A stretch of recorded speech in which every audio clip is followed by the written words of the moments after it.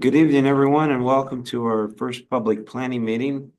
Zoning bylaw amendment 2 of 2025, 5706 Lakeshore Road. This meeting will be streamed live and recorded for public viewing on the town's YouTube page. We remind council, if you have a pecuniary interest, to please declare it at the appropriate time. The proposed zoning bylaw amendment has been submitted by JN Ventures Limited to amend the town of Plympton-Wyoming's comprehensive zoning bylaw 97 of 2003. By changing the zoning of an eastern portion of the lands municipally known as 5706 Lakeshore Road from the residential -1 (3) R1 (3) zoning to a new site-specific commercial zone permitting a list of commercial uses as requested in the application. Subject property was the subject of an approved severance. Consent B 1424 for 2.03 to 5-acre lot. This lot has also undergone a previous rezoning to change the zoning from the agricultural 2A2 zone to the current R1 (3) zone. Commercial rezoning is intended to apply to a portion of the approved 2.032 hectares, 5 acres lot. More particularly, an area of approximately 0.8 hectares, or 2 acres at the intersection of Townsend Line and Lakeshore Road, including an existing building. At this time, it's my pleasure to introduce the council and staff that are with us. First of all, I'll do our council. I have Councillor Bob Wolvett, John Van Claveren, Deputy Mayor Nettie McEwen, Councillor Rodriguez, Councillor Mike Fazy, and Councillor Alex Bojan. Our staff, I have our CAO, Mr. Adam Sabansky, our clerk, Sarah Kwarchuk, Mr. Paul De Silva, our Director of Public Works, Kenzie Baird, our planning technician, Maria Casarasi, planner, will be sitting in, as well as Mr. Will Nightweening. And do I have anybody else? Ms. Nada, are you sitting in on this one? Yeah. Well, welcome. Mr.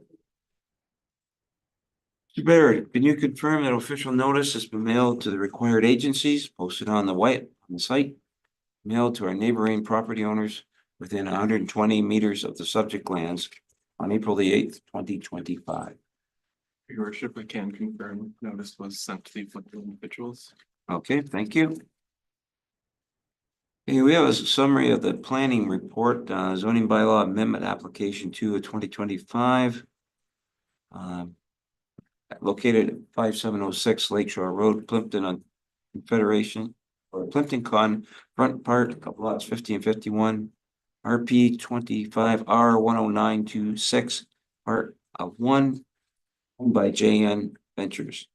This report given by Mr. Will Nightweening, our senior planning official, dated April the 29th, 2025, regarding zoning bylaw application 2 2025, affecting lands known as 5706 Lakeshore Road, submitted by Ryan Ferrari, agent for JN Ventures. Brad's handing be received. Mr. Nightweening, you're here for your report. Is there anything you'd like to add to it? Good evening, Mr. Mayor, and thank you. I'm not familiar with the process. Do you want me to go through the whole report and highlight things, or just Councilor, have you all had an opportunity to review this report? Yep. I think we have had that opportunity, Mr. Nightweening. So if there's anything you'd like to add, a summary or whatever, that would be appropriate. I'll just very briefly then say that the applicant has put forward a list of commercial uses that they would like to see permitted on this property. Staff are not fully in agreement with that list. And that was discussed with the applicant ahead of time. So the application was submitted by the applicant knowing that there were certain uses that staff did not agree to or support. So in the report, I've gone through some of the policies in the county official plan and in the local official plan.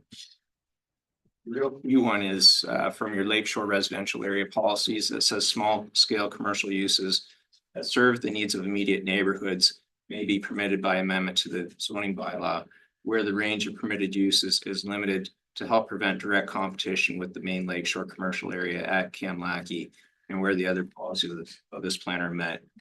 We also received comments from County Public Works and the risk management official for the shoreline protection plan. So there's a list of criteria that we felt that these commercial uses needed to meet in order to be permitted in the zone in compliance with the official plan policies.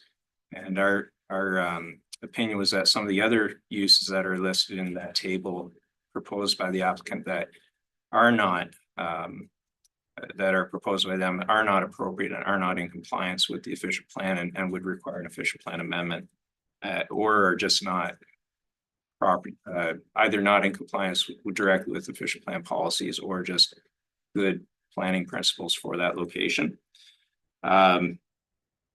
The other item was that the R13 provision for that property really has no more meaning anymore if the building portion is changed to a commercial zone.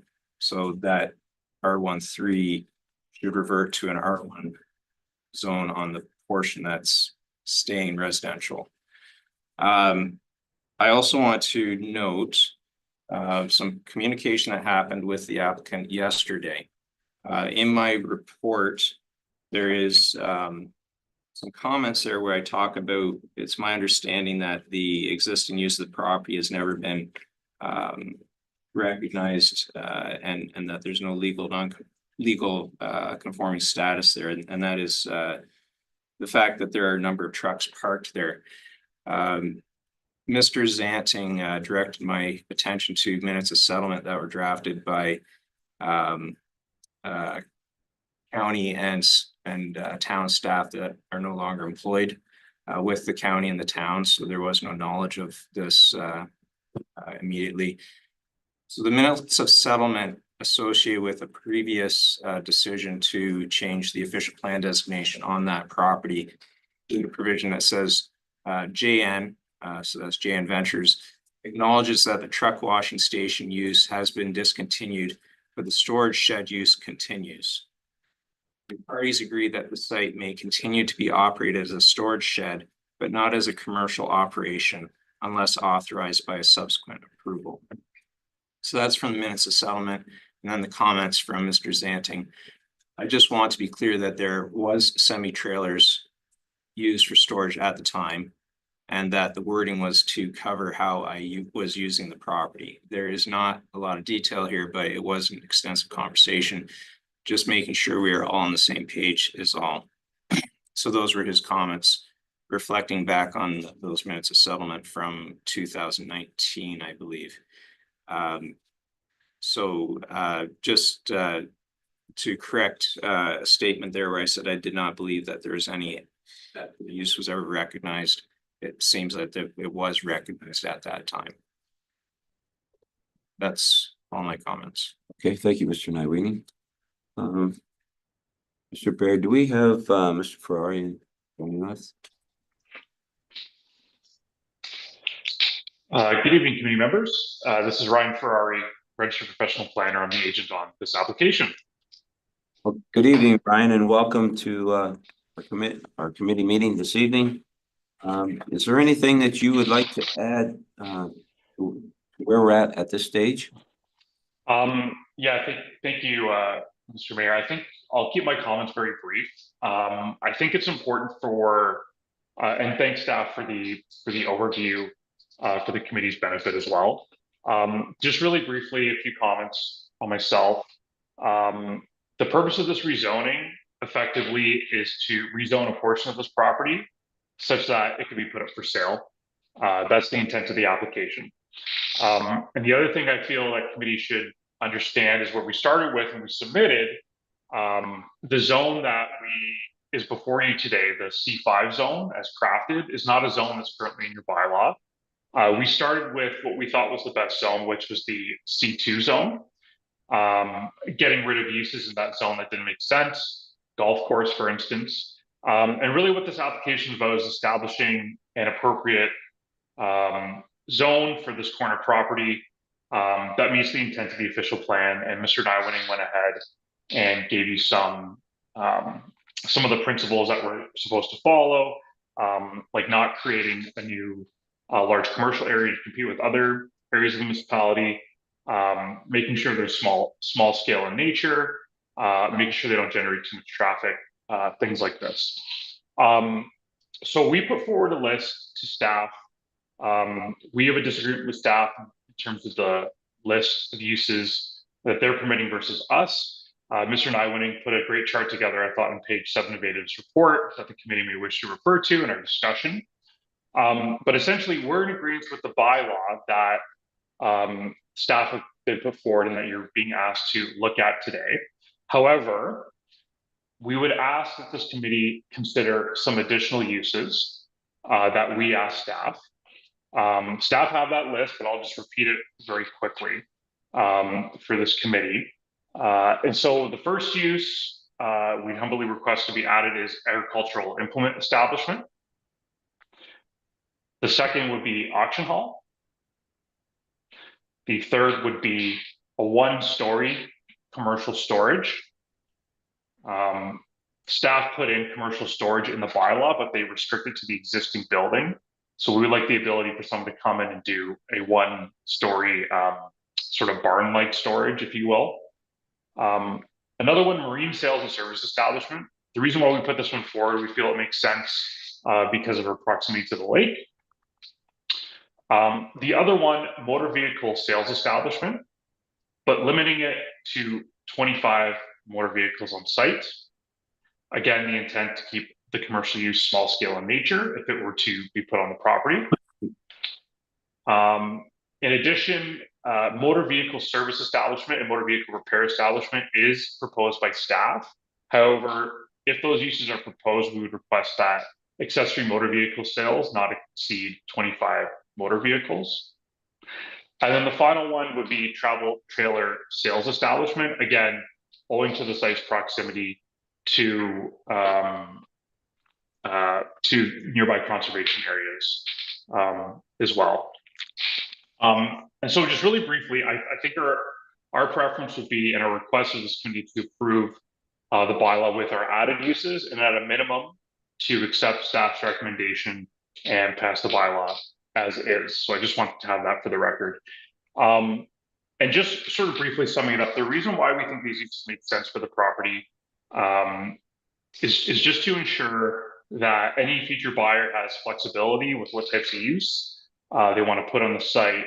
And secondly, we do feel that these uses do meet the intent of the official plan. All of them are small scale in nature. We're only rezoning about a 2-hectare piece of this property. So these commercial uses couldn't encroach out into any parts zoned residential. So it's small scale in the sense that only 2 acres of the property are being rezoned here. And staff and us disagree on with regard to what it means to serve a regional customer. I think what we really are nailing down here is what's appropriate and what can serve the community. And I think we have to be flexible when we interpret the official plan in saying that, well, maybe a car dealership can service just the community in the surrounding area. It's not the intent that any of these uses serve the entire of the county or even beyond the county. And I think the uses we propose, given their proximity to conservation areas, they're just the most appropriate for the site. And so I think really, committee, thank you for allowing me to elaborate on our requests. I'm certainly happy to answer any questions that the committee has about our requests. And we would ask that you approve the staff recommendation with our additional uses added, if it's so pleased with the committee, and alternatively to approve the staff recommendation at the minimum. So I'm happy to leave it there, Mr. Mayor, and I'm happy to answer any questions if there are any at this time. So thank you. Okay, thank you, Ryan. I am impressed with your math. A couple items turned out to be a few more. Mr. Nywinning, if I have a question for you, if we add if council decides this, and I'm going to go to council for discussion on this, I need to know ahead of time, will this have, if there's changes needing to be made, does this whole application have to be recirculated? Through you, Mr. Mayor. No, the applicant has requested these uses from the beginning. It's part of their original application. And the bylaw that is posted on the agenda. Council can make changes to that bylaw if it sees fit. And if it does not deem them to be major changes, advertisement is required. And since it was part of the original request as part of the application, that say that so can do that if it wishes to. Okay. Thank you, Mr. Mayor, waiting because I wanted to know that before we open it up. Okay, council, so yes. I'm sorry, could you repeat what his uses, additional uses are? For, I think it was an egg implement dealership, an auction hall, 1-story commercial storage, marine sales, and automotive for maximum of 25 vehicles, as well as a travel trailer sales. Is that, am I close on that? Through the chair, yeah, that is correct. The only one I would add is the 2 uses that are already in the bylaw: motor vehicle service establishment and motor vehicle repair establishment, with accessory motor vehicle sales not to exceed 25 motor vehicles. And I'll just offer this up, if I have the list right here, if I could post in chat or send it to the clerk, if that makes it easier, just to have the request on record, I'm more than happy to do that if the committee, if it's easier for the committee. You are clear on that? Ryan Weenie? So through you, Mr. Chair, just to make it easy, if you look at the chart on in the report, they're requesting everything in that list except for a commercial parking lot. So they're requesting everything except for a commercial parking lot. You request flea market too as well? I didn't. Sorry, you're right. Flea market and commercial parking lot are the 2 items that are not being requested.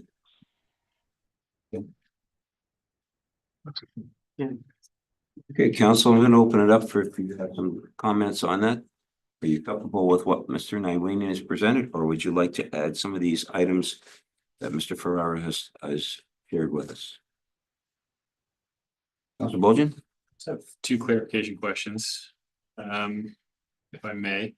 The first one is just clarifying that there's a red box around where that current shed is, but the request here is to rezone that, and that southern portion, that's still staying 1 lot with 2 zoning. Nyween?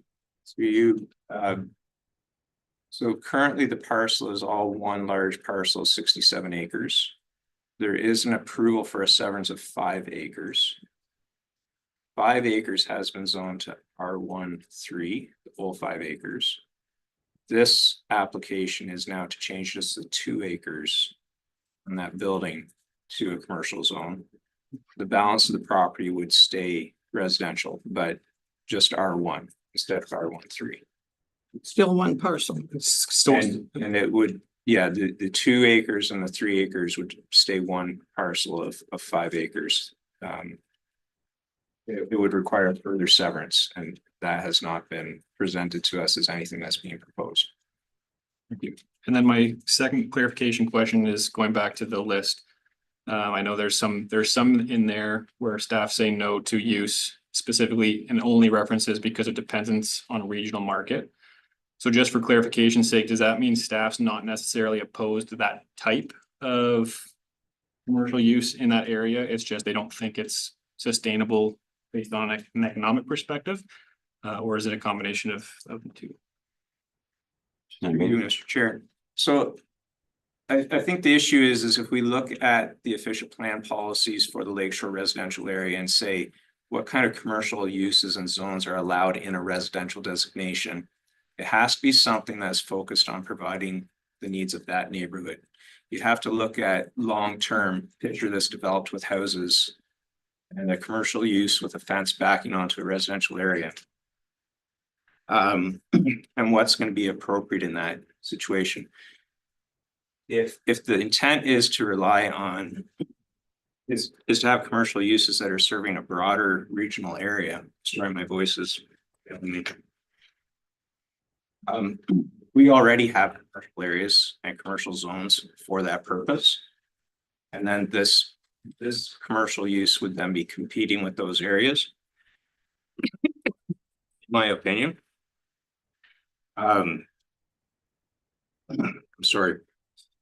So the intent is to try to track some of these other uses to the site. In my opinion, that's not serving that future commercial neighborhood.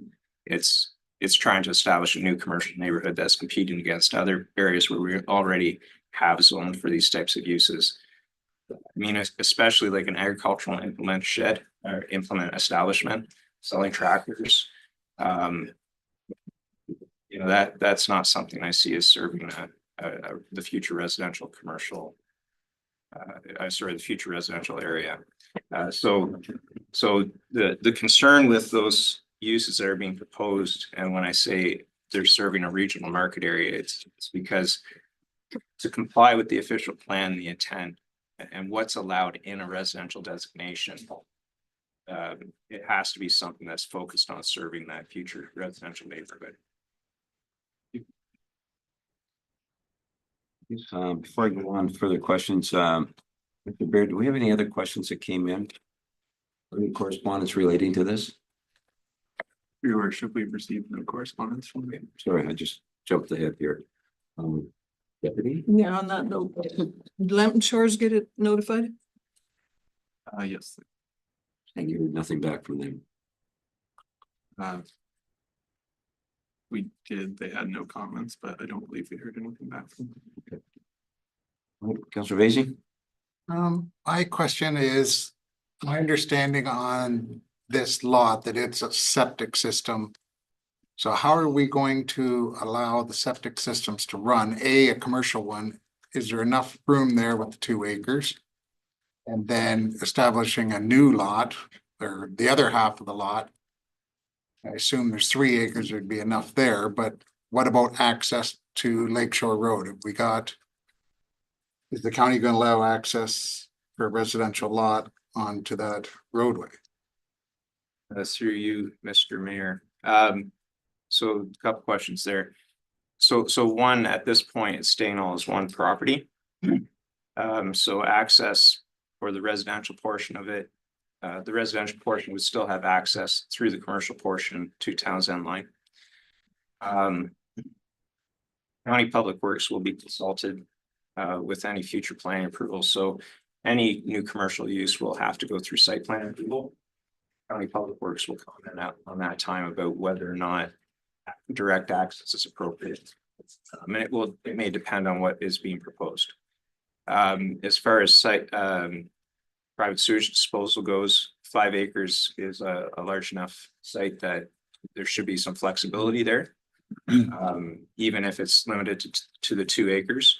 But it is possible that the size of the parcel may limit what scale of commercial use would be possible based on its septic needs.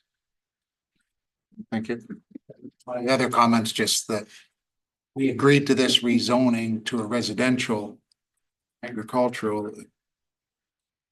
Itself was going to be residential use only. We haven't even completed that process and now we're flipping it again. So it's, I just find it obscured. But I agree with, well, if we allow something to go into that corner that's commercial and then we're going to build up that whole field behind it with estate lots and everything else like we were told it's going to be. Have a thorn right in the middle of all the residential, which is exactly what we didn't want. So that's all I have here, Worship. Thank you. Ferrari? Thank you, Chair. Just really quickly, if it's helpful for the committee, Just to add on to what staff were saying, so through the severance application, county would have been circulated on matters related to access. My memory is failing me, and I'm not sure if staff have the information available to them right now. But I believe county looked at access and there were no issues. I just wanted to make that note if it's helpful for the committee, help information to help the committee make a decision. Thank you. Mr. Barrett? Yeah, through your worship, I just want to confirm, Lambton Shores was both contacted to confirm addresses for residents who needed to be notified in Lambton Shores, and they received notice themselves on the application, so no comments were received from them. Okay, good, thank you. Hey, Councilor Rodriguez, any questions? So I just wanted to know that, what the applicant is asking for on the list. Like, to me, I would agree that the trailers in the marine, one, it make total sense there considering the landscape of the area. We have a boat launch right down the road, and there is no other servicing area. We have plenty of boats in the area that might find something like that handy if that were to happen. On the small scale here.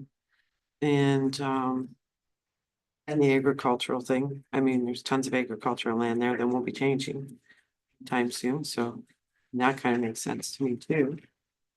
In Kimlaki, what is a commercial hub, there's just no room for growth there at this point in time, because we don't even have land for growth, so I don't see it as in direct competition with that. I mean, I think the primary uses would all serve the local community, regional. So that's all. Stephanie? Yeah, just one, the laundromat, I don't understand why you would agree with that, Mr. Planner. I mean, it's gonna be on septic system, you know, that's where the whole issue started from, to get municipal sewers in, started up there in that area. It was a problem, so I think it's ridiculous allowing septic systems in that whole stretch, because they should be forced to put in municipal sewers and a pumping station and everything else. I just added that. I know it's got nothing to do with this application, but just want to, you know, send my thoughts out on that. You're welcome. Councilor Van Claveren? Thank you, Mr. Mayor. Good job planning, Mr. Wyoming and Mr. Ferrari. Appreciate your input also. I mean, we do hear from, maybe not the ones present, but we do hear from residents commenting on the lack of commercial enterprises in that part of our municipality. I don't have an issue with any of the suggested uses. I don't think we have to automatically leap that the place would be untidy or unkept. And I love the idea of a family operation where they're living there, they have their business there, serving the community. I'm trying my darndest to find a problem with them getting residential zoning and now applying for commercial zoning. I don't maybe understand it, but I don't necessarily see a problem with it. So I can support these. If they feel there's a market for one of these uses, then more power to them. Thank you. Councilor Willett? Well, listen to all the statements not very long ago that we rezoned this for residential, that agricultural building. We've been discussing this for years about what's been going on that corner for sure. Looks to me like you used the shotgun effect here and you fired the shotgun and get everything you want. I mean, there's almost nothing there that you can't do if we approve this. And you've added to the list, so the list is huge. Like, like I say, it's gonna be all residential, and I'm not even sure that building, just up to code of what that building would be, good for, and it's a commercial building. I don't know what you would store in there. That'd have a bit of a fear on the definition of what you're allowed to store in that building. Hopefully not chemical products, but it doesn't, zero in on that kind of detail. So it's pretty loosey-goosey here as far as I'm concerned, what you're asking for here. You're asking for everything. And I think as the deputy mayor just said, there's no sanitary sewers out there. It's going to be on septic tank. It was fully intended to be residential, not a commercial piece of property. And as far as ugliness goes, I mean, if you take a look at that corner right now, the amount of stuff that's on it and the trailers and the transport trucks, and then you're going to start to build houses in behind there. Yeah, I think that's questionable how it's going to look. And access is a big thing. We've been trying to get access off Lakeshore Road for a different subdivision. We can't get it. So I can see that particular site filling up with vehicles, 25, 30, whatever. And you think you're still going to access that residential portion off of Townsend Line. I don't think that's going to happen. You're going to have access off of Lakeshore Road, which is very difficult to get. Page 5 of 10 in this report, the town OP considers and promotes Kamlaki as the main commercial area servicing Plympton-Wyoming Lakeshore area, and commercial uses that would directly compete against Kamlaki for tenants should not be permitted. This policy is consistent with noted section 3.2.7 county OPP. You know, so Will, you talked about that kind of interfering with the commercial development area out there. And there is room out along Lakeshore Road in the Kamlaki area for development. We've talked about that over the past few council terms, somewhere that could be. So I don't know. I don't know what they want to do here, but you know, for it's just a small piece of land, and like I say, I really don't know what to say about it. We've been trying to get this place cleaned up for a long time. And, you know, they keep putting transport trailers in there.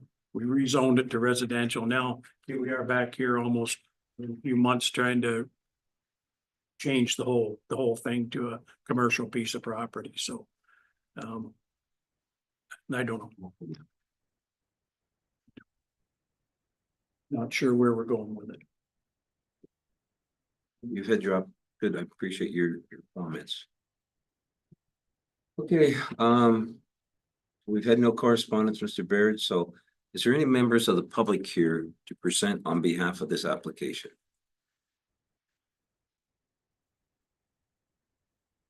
Seeing none, I'll go back to any further questions or comments from council or members of the public on this application. Any further, council?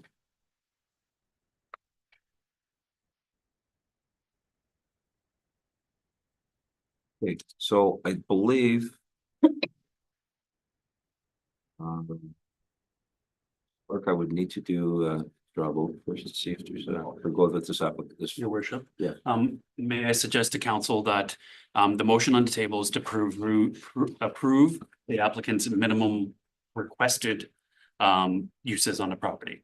So with planning's approval, if it works for the planning aspect of it, I would suggest to council that you pass the initial motion as what's been proposed at a minimum, and that a councillor then can put a motion on the floor to add the additional uses in to the bylaw.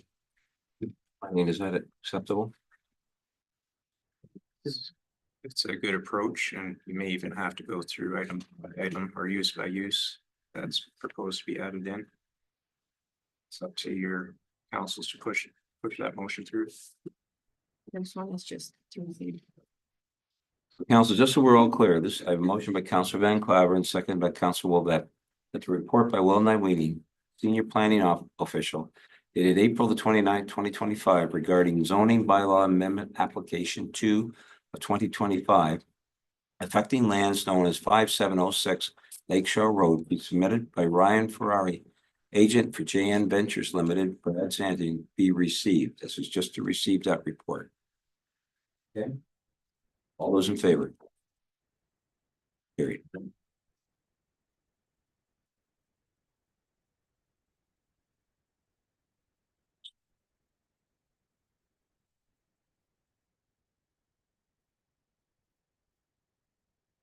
So this motion would just be reflected on the zoning bylaw that was included in the agenda. So the recommended zones that planning staff has put forward. So that's all this motion is. As Mr. Ferrari said, they request at a minimum, at least this be considered, and then we can consider the additional ones afterward. I can do it. So moved by Councillor Rodriguez, seconded by Councillor Bojan, that bylaw 2 of 2025 being a bylaw to rezone portions of the subject property from the residential 1 exemption 3 R1 bracket 3 zone to a new neighborhood commercial 5 bracket C5 zone be taken as having been read 3 times, passed, and the mayor and clerk be authorized to sign the said bylaw accordingly. Clear on that? All those in favor? That carries.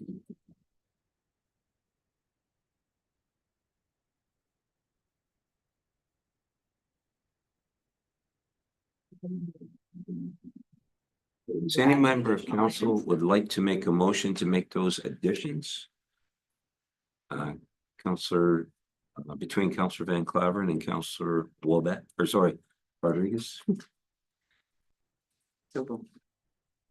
Kristen and Joan. Yeah, I And second. what, Oh, okay, right.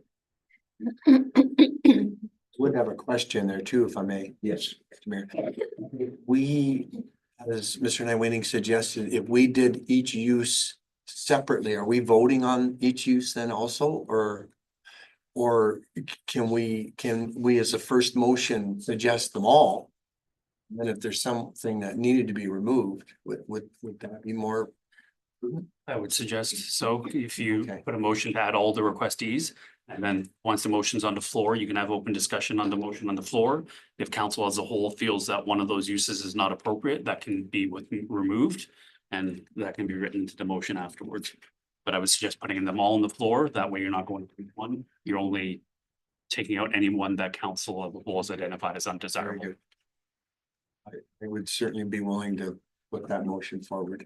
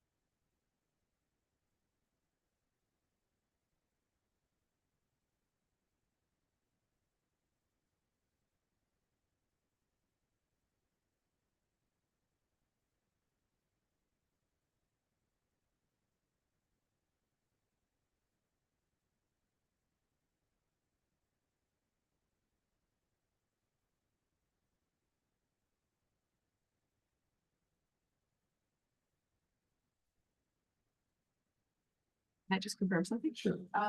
The C5 is site specific to this, or is there others in C5? This would be property in the C5 It's- zone. Okay, correct. I just wanted to see how I'm worded it. So if I read it, your worship, make sure that there's no concerns. So that the additional permitted uses as presented at the April 29th public meeting be approved and added to the C5 zone.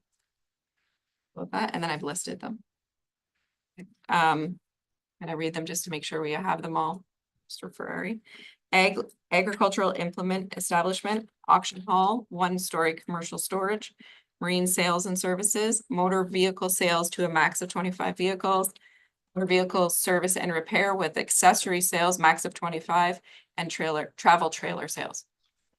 Correct? Thank you, Madam Clerk. That covers it. Perfect. And that was moved by Councillor McFadden and seconded by Councillor Rodriguez. Correct? All right. Anything we discuss? Yeah, we have the motion on the floor. Any discussion? Well, that, On specific items, sir? Couple, commercial storage. Can we get a little more definition on that? In other words, what I'm getting at there is, can you store all these transport trucks out there? Is that considered commercial storage on the property? Like, because we had already changed that zoning, they were supposed to be removed, so those are commercial trucks, so could they store transports there? A little more detail on that? Use him. Mr. Ferrara? Yeah, if I may, through you, Chair, thank you for the question. The intent of that commercial storage is sort of that 1-story, how would I describe it? That you see in urban areas where they're barn-like, they're secured with a fence, they're only 1-story tall, and they're like indoor storage. That's the intent. I would presume upon that description, it would be very similar to the storage that we currently have in Wyoming in Front Street. Mr. Nyweenie? So in your zoning bylaw, commercial storage is defined as the storage for hire or gain of goods, merchandise, materials, or equipment in an enclosed building other than a temporary building shall not include a warehouse. So it's quite broad. That's the point I'm trying to make. It's quite a broad definition, so inside the building. It did say inside the building, correct? So am I winning? That definition said enclosed, yeah. Okay. Closed. Auction hall and flea market. I guess this question is to Will again. Is that the public, would that be approved for public use then to that agricultural shed to have make it an auction hall or a flea market hall?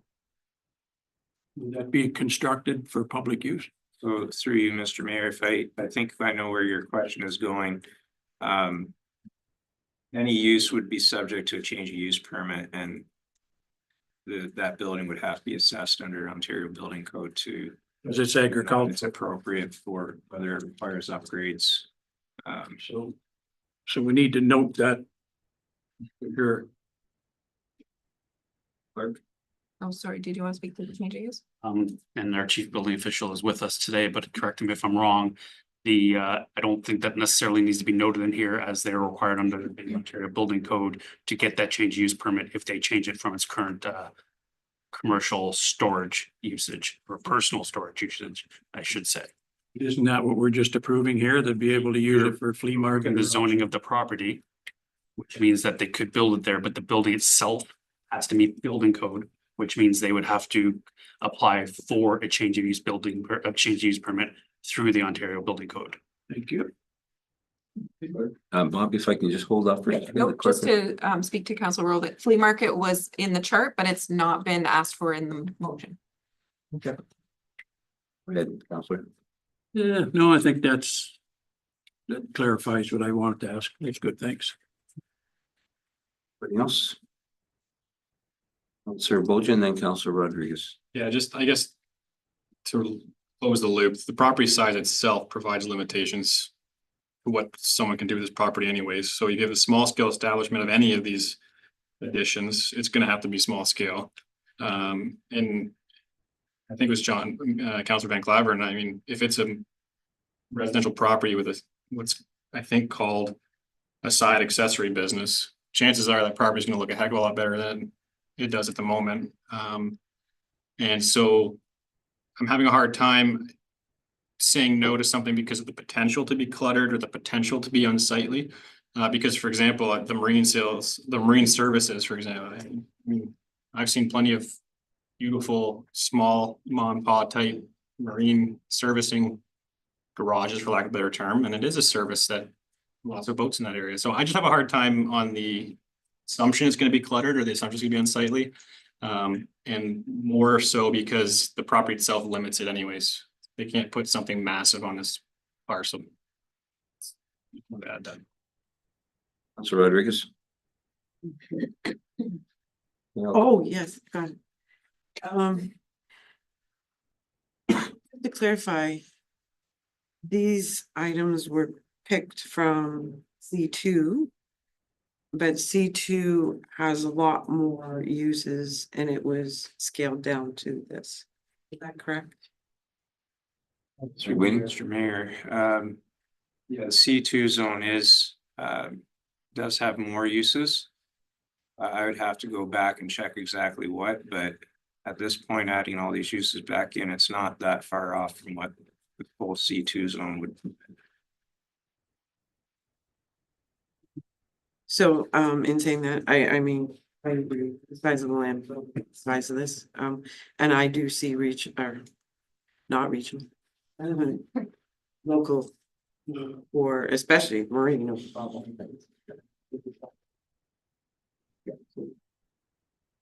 Basie. Yes, we've got this vision of nice property and they've got their business right beside it, mom and pop, as you say, which don't exist anymore. We're gonna have a commercial building with 25 used cars sitting around it. If they do own both properties, even better. But where does that property line now go that we've got 40 cars, because half of them are now on their personal property? Who's gonna police all this stuff? We say there's a little boat shop, but now we've got 40 boats lined up. They're there for storage for the winter time. Does that count? Are we allowed to store there for the winter? I can see it just. In a perfect world, it'd be a nice spot for a gas station, variety store, that kind of thing. But I can see it turning into a used car junkyard. Which you see them all over the place where, you know, they don't have a dealership, so they've got cars that are half put together, they got cars that aren't put together, some are for sale, some aren't ready for sale, and it just looks like crap. That's all I have to say about that. Councilor Bojan. Just for clarity, I thought car sales was not included in the request. It is. I think I did. Okay. We approved it up to Up 10. to 10. 25. Yeah, we already approved it up to 10 though, and they're asking for 25. So to clarify, I would not support the 25 car sale lot. Just, you can't put 25 cars in a sales center on that property. Councilor Van Cleven. Thank you, Mr. Mayor. I might have a touch more of a positive, not Michael. In my mind, we have a great opportunity to help. A great idea. Grow and flourish. And we thanks to Mr. Wyoming and Councilor Vasey, they put up some cautions we have to be aware of. But if we made a decision on every potential business enterprise based on all the potential unknown problems, we probably wouldn't okay anything. So plus we're developing, we have a tidy yard bylaw that could be implemented or enforced. So there is checks and balances and as far as allowing other uses, we've got to give them every opportunity to be successful and flourish.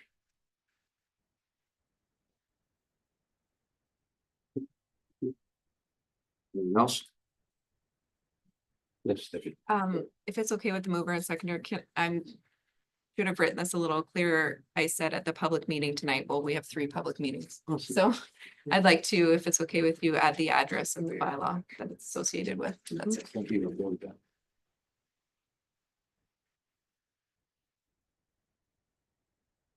Give me, sir. Yes. So the only uses which seem to be drawing significant concern from multiple councils at this time is the number of vehicles permitted in the storage. So as the amendments proposed now, it would include a vehicle sales establishment with up to the 25 lots, and then the accessory or up to the 25 vehicles, and then the accessory up to 25 vehicles. Does council want to reduce that down to ensure that there is not an excess of vehicles? Or can we trust that through the site plan control agreement that the space that is currently available for commercial use will restrict the amount of vehicles that could be placed on the property anyways? So. For the clarification, we could just put in the wording to 25 vehicles to allow for site plan control. Determine the amount. That language is already It there. already says max 25 Oh, so up to, so it's not saying definitively you can have 25. maximum. Site plan control would determine ultimately. Yes, during the site plan control process, they would have to come to us with a site plan that would clearly show their parking spaces, both for vehicle and for public. And that would likely control as much the amount of vehicles that could be stored there. Planning can chime in if that is otherwise. Through you, Mr. Mayor. I would agree with that, but I qualify that by saying I don't think that if you do allow up to 25, I don't think through site plan you can then draw that back to 10.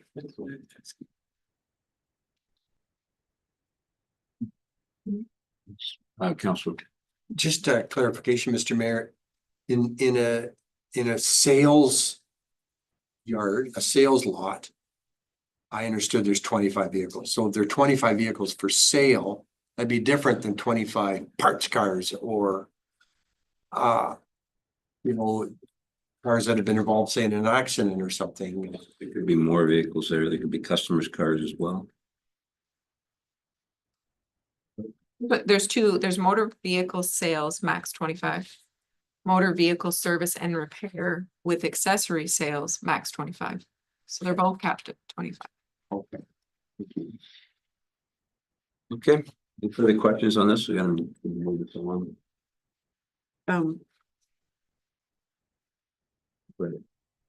We're stuck between 10 and 5. Maybe we can split the difference. Get consensus. Is that an option? Or are we? We were allowing 25. Oh, I'm just saying, 25 is what- if there's some 25 on the objection, floor. We've already allowed 10. we've already allowed 10. Right. If we're having problem with 25 is all I was suggesting. But if we're not having problem with up to 25, I'm good. Moved by Councillor Van Claveren, seconded by Councillor Rodriguez, that the additional permitted uses as presented at the April 29th, 2025 public meeting regarding 5706 Lakeshore Road be approved and added to the C5 zone bylaw 2 of 2025. An agricultural implement establishment, auction hall, 1-story commercial storage, marine sales and service, motor vehicle sales, vehicles max 25, motor vehicle service and repair with accessory sales, max 25, and travel trailer sales. All right, thank you, clerk. Council, you've heard the motion. All those in favor? Motion is defeated.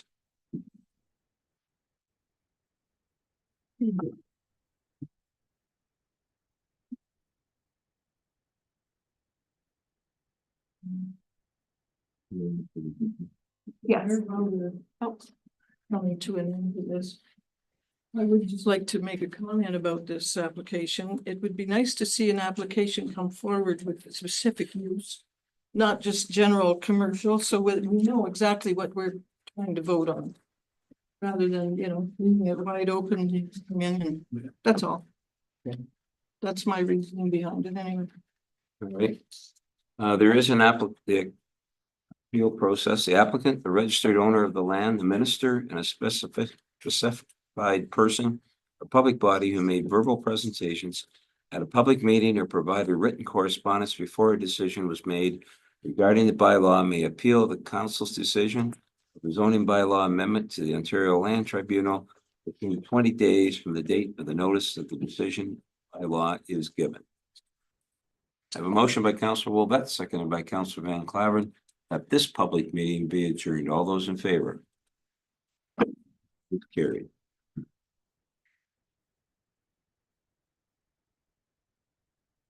Okay, council, let's go to the next one. Apologize for the next one's for the delay. Apologize for that.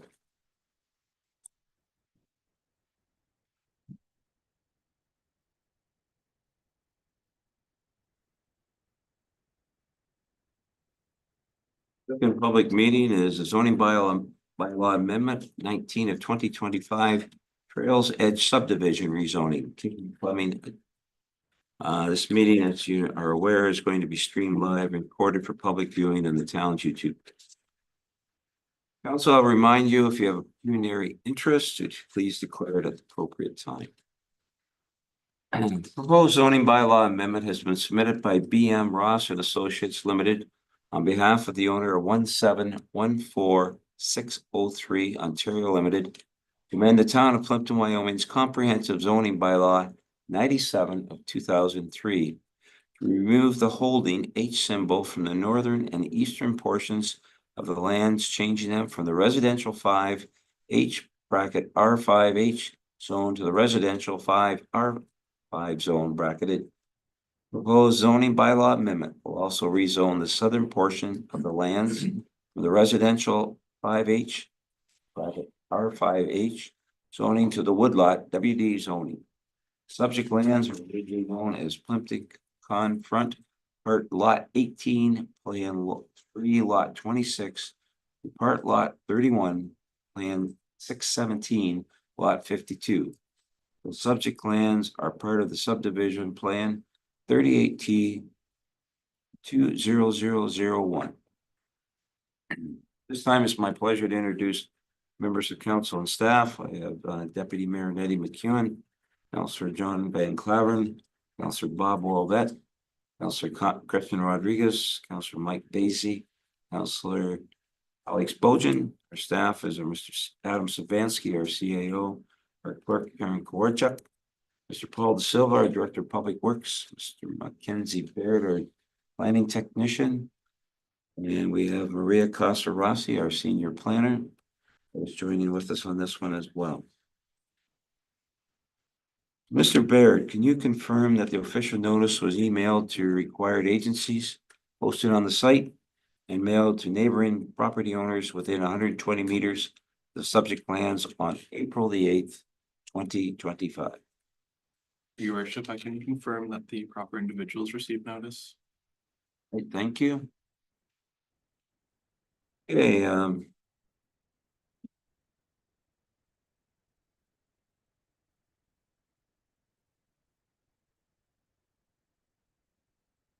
motion by Councillor Bojan, seconded by Councillor Basie, that the report of Maria Casa Rossi, senior planner, dated April 16, 2025, regarding the removal of the holding zone and rezoning a portion of the property from residential 5 holding symbol R5H to woodlot WD for the lands legally described as Plan 3, Lot 26 to Lot 31, Plan 617, Lot 52, and Plympton Front Part Lot 18 be received.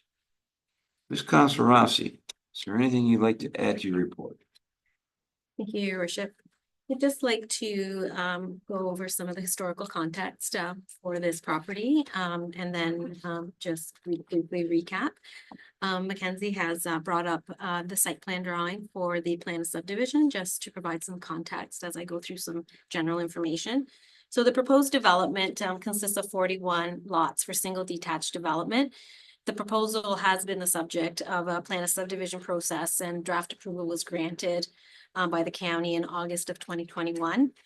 Subdivision agreement was approved by council on April of 2024, and the owner entered into a subdivision agreement with the town in May of 2024 to finalize servicing details and financial securities.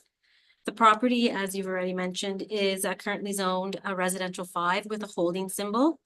Prior to applying for final approval of the plan of subdivision, the owner is required to complete the following, which are one of which is a condition of draft approval, among other conditions of draft approval. So one is the lifting of the holding symbol, which is the H in the bracket that we see in the residential 5. And that's in compliance with the town zoning bylaw, which requires that there be an approved plan of subdivision that's been obtained and a subdivision agreement has been entered into with the town. And both of these have been completed. So the other component of the application is to rezone the approximate 20.37 acres of the subject lands, which we'll note it on the screen as the green area. So that's to rezone that area that's been identified in the 2020 environmental impact study as woodlot and wetlands. So that's to be rezoned from the residential 5 with the holding symbol to significant woodlot. And that's to ensure that new development is prohibited, including formal trails to protect the natural heritage features there. This rezoning to the significant woodlot is a condition of draft plan approval.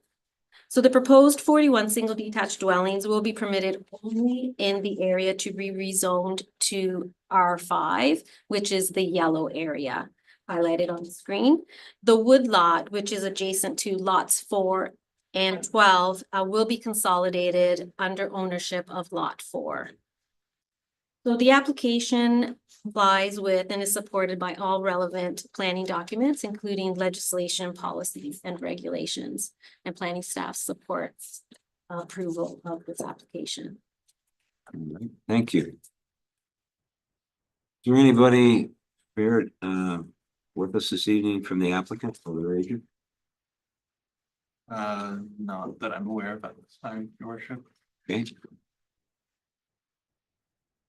Was there any correspondence that's been received on this one as well?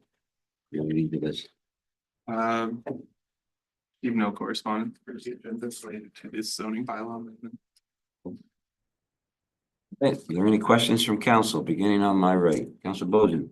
Thank you. Just for clarification, simplicity, I'm a pretty simple guy, so I just want to make sure it's simple and clear.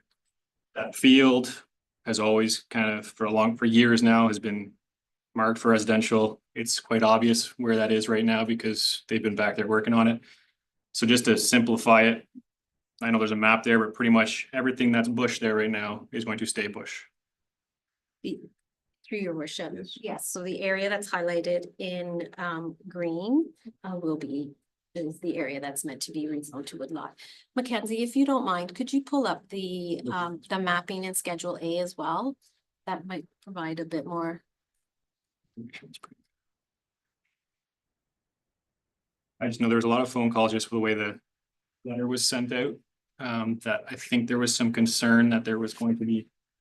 I mean, everyone's been kind of waiting for that field to be developed and it's happening. So I think what has happened is that letter went out and folks in the area read it and were concerned that we were making even more houses back there. So I just wanted to make it crystal clear for everybody that it's not, it's what's forest and bush is staying forest and bush.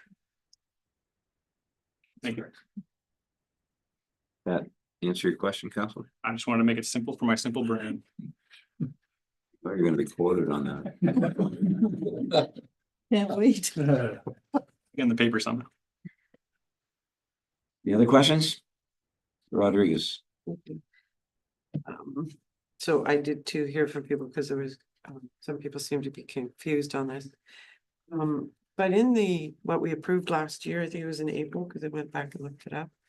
And in there was a document that the developer had to have prepared regarding the wetland in the forested area. And I didn't see it included in, I helped clarify that this is part of that condition. Because a lot of this area will also be fenced off, and that document will go to the homeowners of the subdivision. so that they are aware of this area. Some of the wetland in there.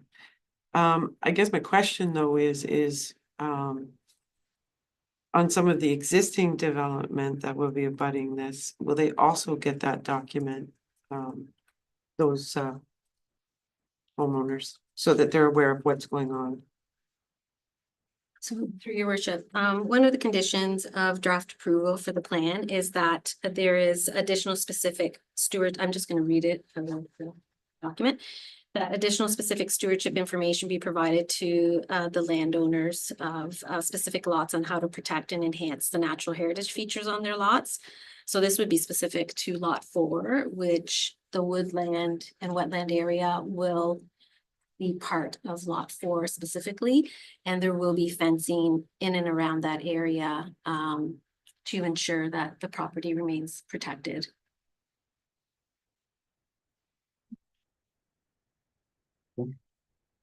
Debbie? Okay, so this woodlot that is going to belong to lot 4. The owners of lot 4 are gonna own the woodlot.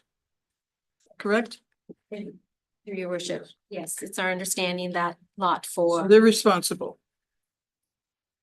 will be part of their property. Why is lot 12 mentioned in here? What have they got to do with it? Page 2 of 15. One moment. Fourth paragraph. So initially, at the draft plan stage, when they were drafting the conditions, it was not known yet. The preference was that the woodland and woodlot area would be under one ownership. And so it wasn't at that time identified if it was going to be, which lot it was going to be part of. So it has been determined since then that it will be part of lot 4. So lot 12 has nothing to do with it, No. because it's in here. I think that's all I have to ask right now. Counselor Basie? So if I own lot 4, I now own the wood lot, what rights do I have to the wood lot? Is there restrictions on me what I can do with the wood lot? So through your worship, it's being rezoned from the R5 holding symbol to the significant woodlot. And so there will be prohibitions on what you can't put any buildings or any structures on the property. It can't even be a formal trail. It is meant to be strictly protected. Thank you. Anything else to my left? No, my comment would just be that we've been dealing with this now for several years, pretty cut and dried. Protection of that bush lot has been on the top of our agenda since day one. And I think at one time they tried to give it to us. I don't think we wanted it, but yeah, no, this looks good to me. Councilor Van Claveren, anything from you? Nothing for me, sir. Thank you. Is there any presentations from members of the public related to this application? Being none, any further questions or comments from council or members of the public? Deputy, do you have anything more on this one? Okay. All right. We've heard the motion. I'll read it again from Councilor Bojan and Councilor Basie. The report by Maria Casarase, Senior Planner, regarding the removal of the holding zone and the rezoning of the portion of the property. Residential 5, the holding symbol R5H to woodlot WD. The lands legally described as Plan 3, Lot 26, Part Lot 31, Plan 617. Lot 52, Plympton-Wyoming front part Lot 18 be received. All those in favor? It's carried.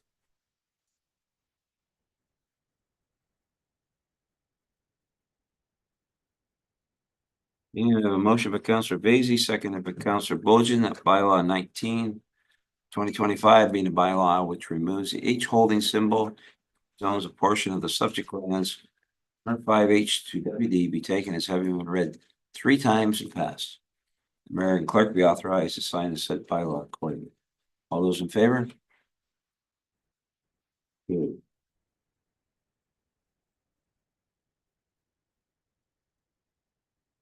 The applicant, the registered owner of the land, the minister, and a specific specific person, the public body who has made verbal presentations, the public meeting or provided written correspondence, or a decision was made regarding the bylaw, appeal council's decision, the zoning bylaw amendment to Ontario Land Tribunal in 20 days from the date the notice of the decision of the bylaw is given. I have a motion by Councillor Van Claveren, second by Deputy Mayor McEwen, that this public meeting be referred. All those in favor? It is carried.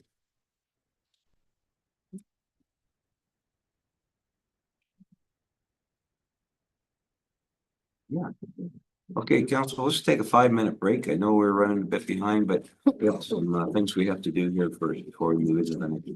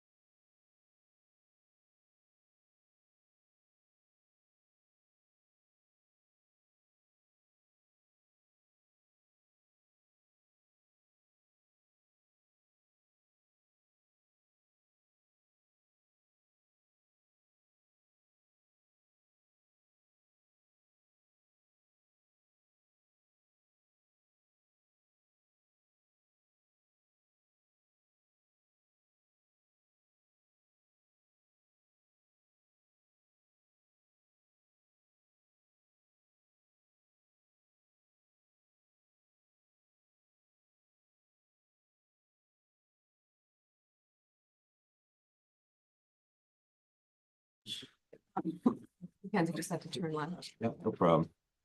Just an FYI, our neighbors in Oil Springs got hit a little bit with a storm today, and I can out to their mayor for our assistance. Just want everybody to know that if they need us, we're there for them. Mr. De Silva, I have not heard back from him, but as soon as I do, I'll let you know. Okay. Okay, the next public meeting is short-term rental licensing and planning. Zoning bylaw amendment 35 of 2025 and official plan amendment 57. Agenda. I'll call this meeting to order. Council, I remind you, if you have a pecuniary interest, you declare it at the appropriate time. And this meeting will be streamed live, recorded for public viewing on the town's YouTube page. It's time, my pleasure to introduce our council and staff. I have our Deputy Mayor, Nadine McEwen, Councillor Laverne, Councillor Ward, Councillor Rodriguez, Councillor Basie, Councillor Bojan. Staff, Mr. Sabansky, our CAO, Clerk Aaron Kawarchuk, Paul De Silva, our Director of Public Works, Kenzie Baird, our planning technician, and we have Maria Casarasi, planner, and Jesse Auspitz. that's right. I'm sorry, I forgot the name. Okay. Welcome, glad you're with us tonight. Purpose of the meeting is to consider a short-term rental licensing and bylaw in bylaw 20 of 2025. Subsequently, propose official plan and zoning bylaw amendment under sections 22 and 34 of the Planning Act, RSO 1990. Amended will also be considered the proposed official plan and zoning bylaw amendment that amend the town of Plympton-Wyoming's official plan and zoning bylaw to enable regulation enforcement of short-term rentals. I have a motion by Councillor Wolvette, seconded by Councillor Van Claveren, with the report by Adam Sabansky, CAO, and Aaron Kawarchuk, clerk, dated April the 23rd, 2025. We received. Mr. Council, you've had a chance to review that report. Mr. Sabansky or Ms. Kawarchuk, anything to add to that? Yes, Your Worship. Thank you very much. So the current form of the licensing bylaws before you after much consultation, as directed by council, as noted in the staff report. We have brought back a bylaw that is been stripped down to essentially a basic licensing bylaw with minimal regulatory effects to ensure that we are aware of where Airbnb and short-term rentals are operating, which would allow us to respond accordingly if situations arise. Resulting from those consultations with council, through the County of Lambton, MPG has been employed to develop a zoning bylaw amendment and official plan amendment to coincide with the short-term licensing bylaw to ensure that the short-term licensing bylaw is in compliance with the official plan and the zoning bylaw amendment. The licensing bylaw is before you tonight, and obviously I think we're speaking to it first. As if the licensing bylaw does not move forward, there will not be a need for a zoning bylaw amendment or an official plan amendment. Okay, thank you. Correspondence. Received one letter. I'm only aware of one letter. Have we received anything else, Mr. Baird? The email included on the agenda and should have been forwarded to all of council is the only correspondence for the agenda. We also received an email from Alex Dimer, I believe, indicating his intention to attend council tonight, but he didn't have any correspondence for the agenda and didn't express intention to make a presentation at that time. I think Mr. Dimers is here. And you got it right. Okay. Is there any questions or discussion on that?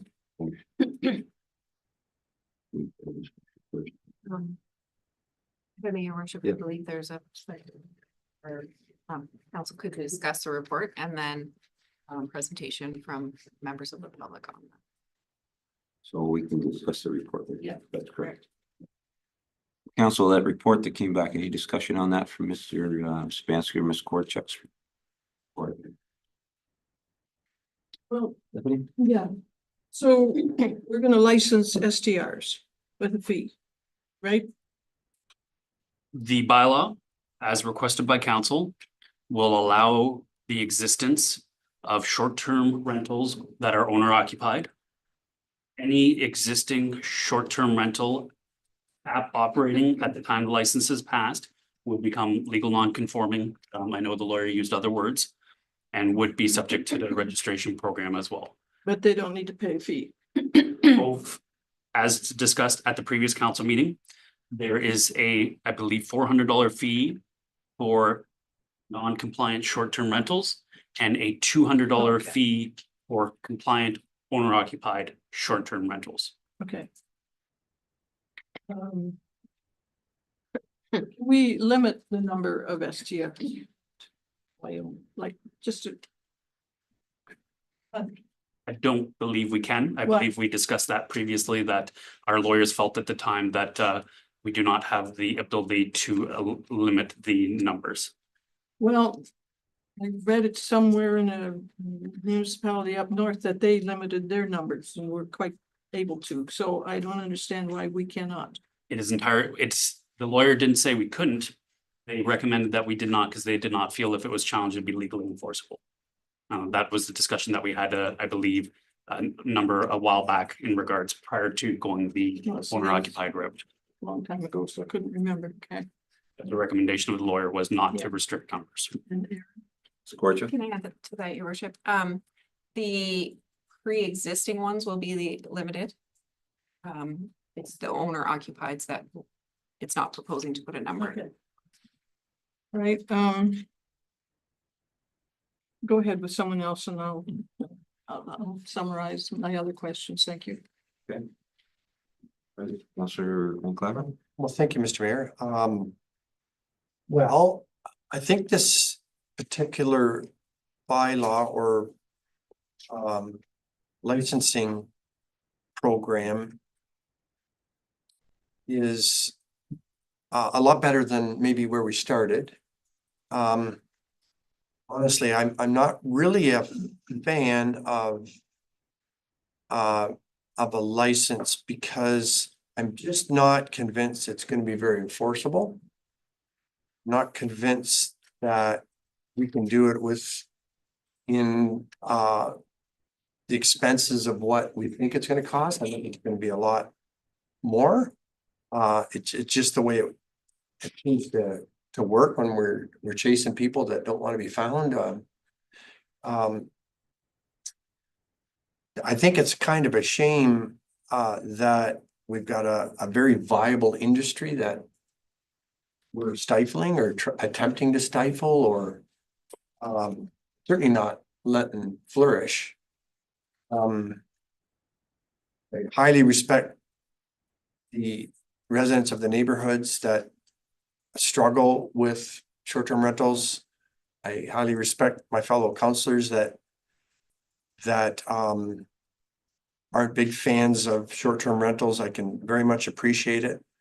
However, because of a few bad actors over the many years, a solid industry is being stifled, and over time, maybe good chance that it would be eliminated or close to being eliminated. The spin-off, the other industries gain from folks that land in our municipality.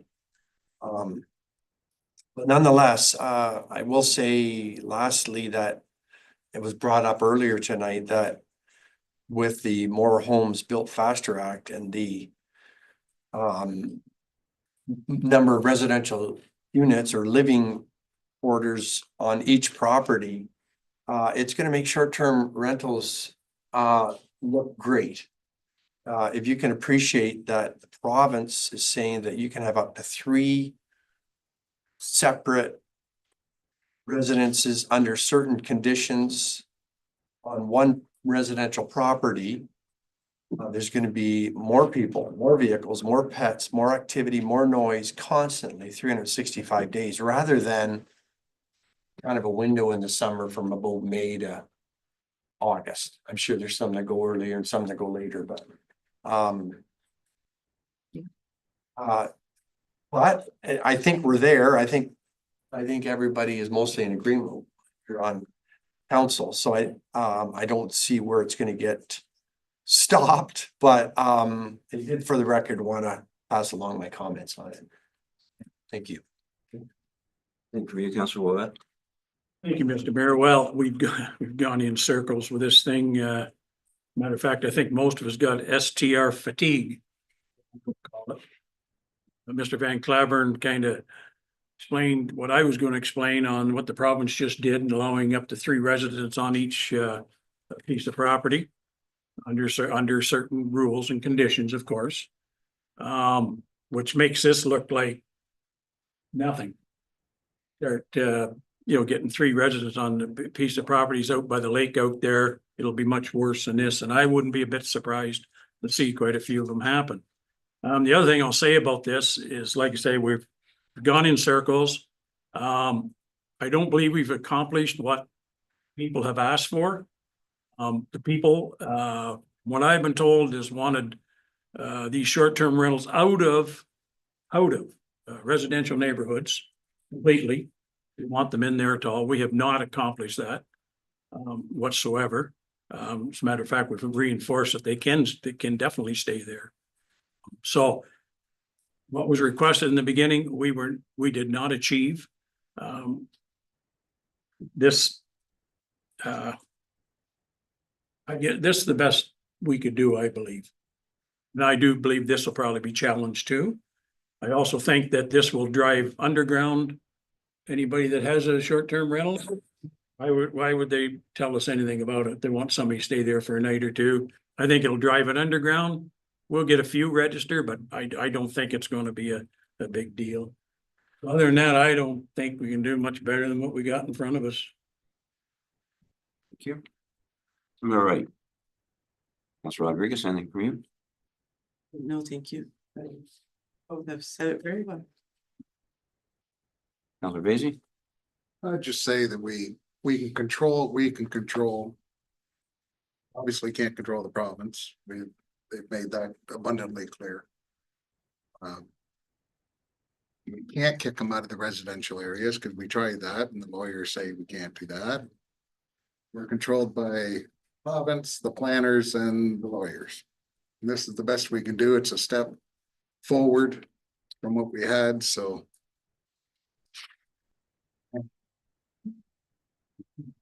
Councilor Bowden? Yeah, I guess in general, I know Council Vet said we've been kicking this forever, so we gotta do something. Before, I'll say it again. It's clearly not what some people want, whether they're on the pro side or the against side.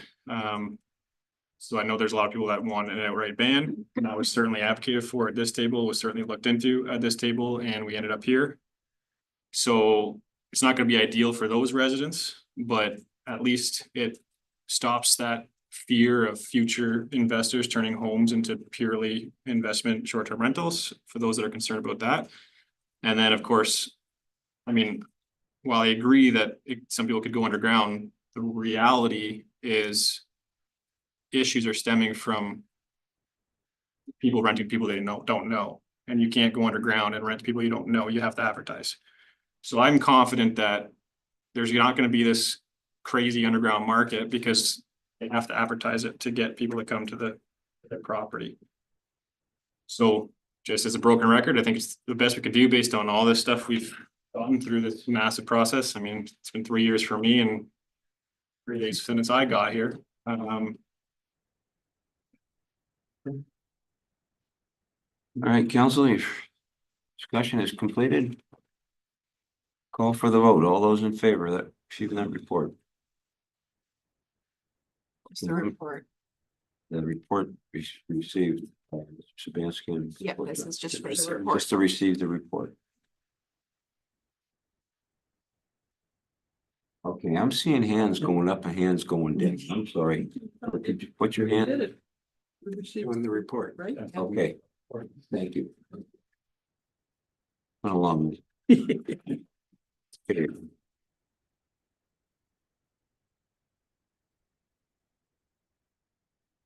Okay, next is the item presentation of any correspondence received. Also, you're probably aware, as Mackenzie had mentioned, we received an email from Mr. Kreisman that we've all gotten just the other day, I believe it was. Mr. Kreisman, you're here. Is there anything you want to add to your email? I would like to compliment all the work that has been done on this folio here. It's been quite a little journey. I've watched it carefully throughout. And I still have concerns as expressed in the email, but I certainly wouldn't want to put a damper on passing something that was meaningful. And in future, if these issues of overcrowding or misuse of space come up, your own bylaws allow for amendments, and I would say that we may come back with something like that if that seems to be a problem. But at this point, my compliments for having at least set out on this journey and pared it down to this. Thank you very much. Yes, Claire? Could I just add to that, your worship? And I did, Adam and I mentioned it in the report. It will definitely be something we're monitoring. If we got a lot of complaints about a specific item, we're obviously going to have to address it and bring it back to council for consideration. This isn't set in stone, and it's our first shot if it's approved. So it's definitely a process that we'll keep council abreast. Thank you. Next is any presentation from members of the public. Diamond. I want to make a comment, echo a few things that we've come a long way. I will disagree with a few councillors who have interpreted the government allowing you to build 3 residences, which are homes, which people live in, not rent out.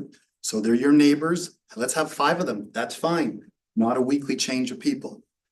The benefit we're getting from this bylaw, even though I hate the grandfathering, because I mean, even you look at that NPG planning report that says commercial activities were never allowed.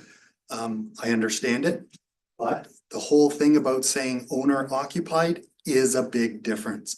That will ensure no more investors come in and rent it out for 12, 20, 50 weeks a year. So there will be benefit for all of us who live in these communities.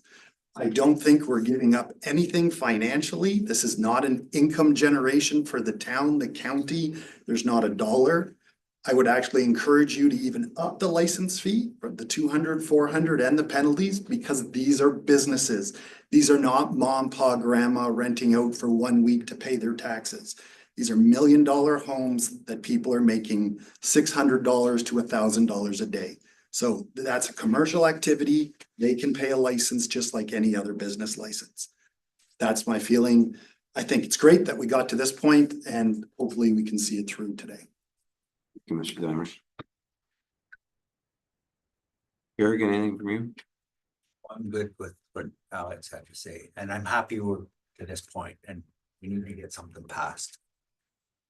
Thank you. Okay, council, I go to item 5.4. I have a motion by Councillor Basie, seconded by Councillor Wolvett. Comments and presentations from members of the public were received.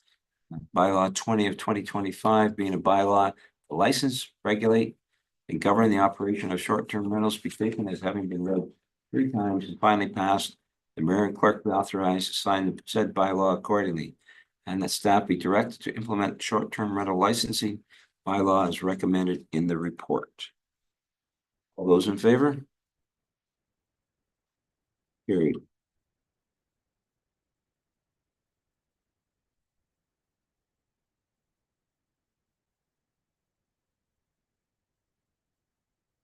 Mr. Baird, can you confirm that official notice was emailed to required agencies and residents who requested to be notified about short-term rental licensing and posted on the town of Plympton-Wyoming's website on April the 8th, 2025?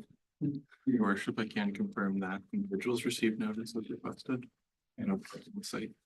Right, thank you. A motion by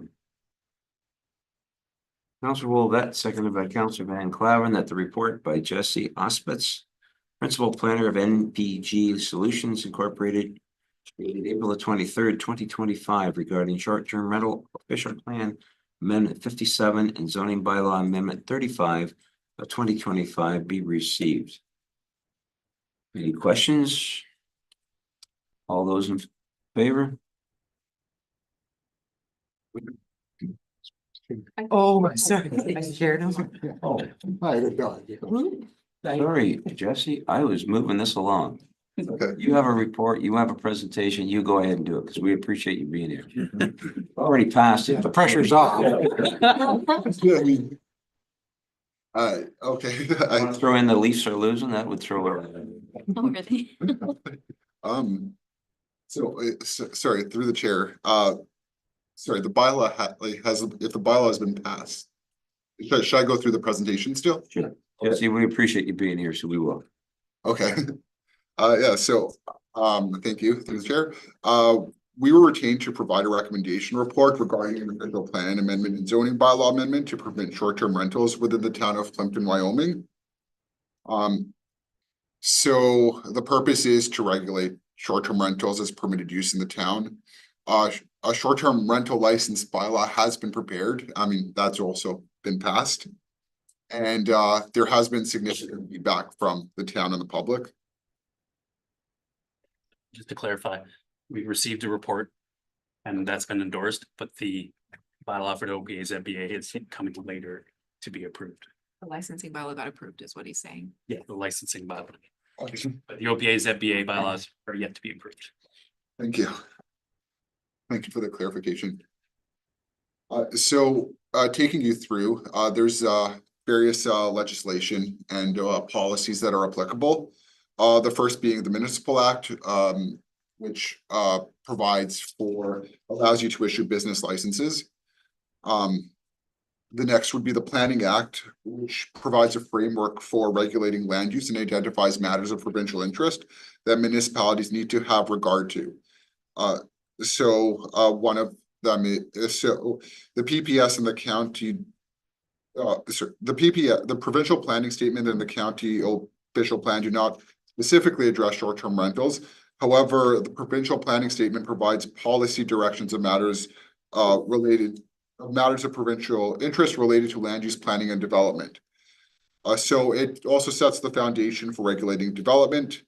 The policies support providing a range and mix of housing options for residents and promoting economic development. So those are two items that need to be considered when passing an official plan amendment and zoning bylaw amendment for short-term rentals. The county official plan, it includes policies regarding housing, economic development, and tourism, including home-based work. So short-term rentals would fall within the category of home-based work. There's a few policies that are specifically relevant. 5.2.3, which provides that local municipalities shall ensure that land use regulations enable residents to operate appropriate subsidiary businesses from their homes and farms within reasonable guidelines. And home occupations must not unduly impact the character and amenity of residential areas and uses. And it also specifies that home-based businesses shall be permitted in residential and agricultural areas. The Plympton-Wyoming official plan its general intent should be considered when passing this bylaw. It specifies that residential use is intended as a primary use exclusively in residential designations and zones, and both the agricultural area and the residential designations contemplate tourism accommodations accessory to residential use. So that includes agricultural, tourism, and bed and breakfast. There's a few, I want to go over the effect of the official plan amendment and zoning bylaw amendment. It's covered in the report, but there are two types of, I'm going to say short-term rentals. The first one is already a permitted type, which is the bed and breakfast. That would continue to be permitted in several zones throughout the town. And the short-term rentals, which is the other type, which would only be permitted in a zone that permits a residential use. Bed and breakfast and Bed and breakfast and short-term rentals.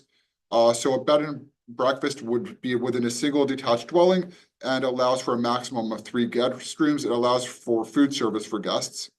A short-term rental would include any legal dwelling or part of a dwelling, and there's no limit on the number of guest rooms. Also, food service is not included within that. Both the Planning Act and the Municipal Act would be applicable to the regulation of short-term rentals. It's included, and part of the expectation in regulating would be to ensure that the low density residential neighborhoods would be reserved for permanent dwellings and the protection of the integrity and character of these neighborhoods. There would be a principal residence requirement. So that means the person inhabiting the dwelling would be the one who's permitted to operate a short-term rental.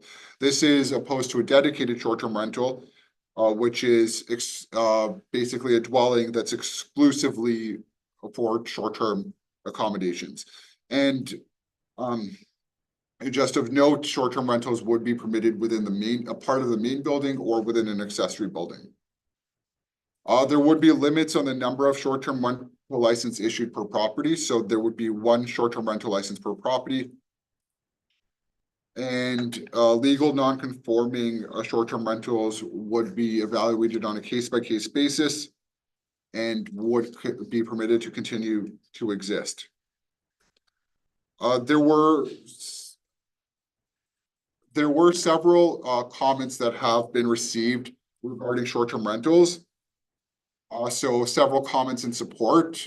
These focused largely on economic development, issues with lack of hotels. Some members of the public have stated that they didn't see evidence of complaints. There were also several comments in opposition. So homes no longer being used for residential purposes, request that licenses be open to owner occupied dwellings only. There were comments with respect to noise, fireworks, and trash. There were and enforcement as well as parking and traffic. And that's all I have. Thank you, Jesse. Questions? Okay. Thank you for that. Appreciate it.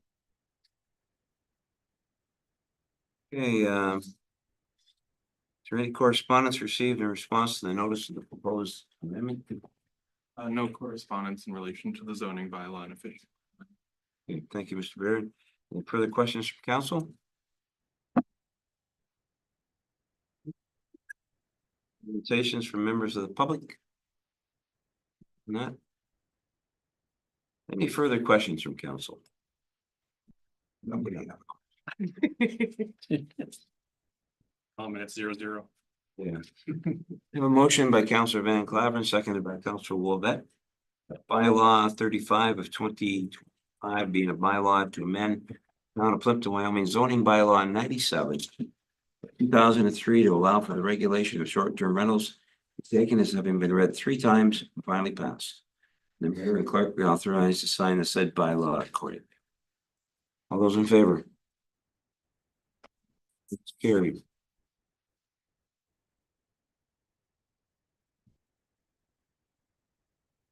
And there's an appeal period. The applicant, the registered owner of the land, the minister, and this okay. I can't talk about it. Special person or public body who has made verbal presentations, public meeting, and provided written correspondence where the plan was decided on.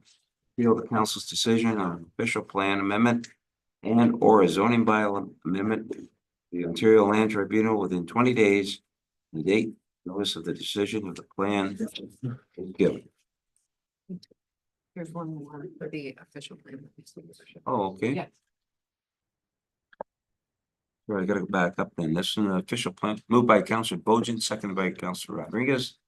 The official plan amendment 57 be approved by council and by law 37 of 2025 be taken as having been read 3 times, Finally passed, the mayor and clerk be authorized to sign the said amendment in the bylaw accordingly. All those in favor? That is carried. Moved by Deputy Mayor McEwen, seconded by Councillor Van Clavin. Public meeting be adjourned. All those in favor? It is carried. Score is 0-0.